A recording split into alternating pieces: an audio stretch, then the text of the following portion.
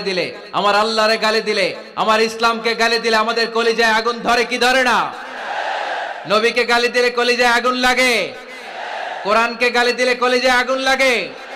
কার কার কলিজায় আগুন লাগে হাত তুলে আল্লাহর দেখা।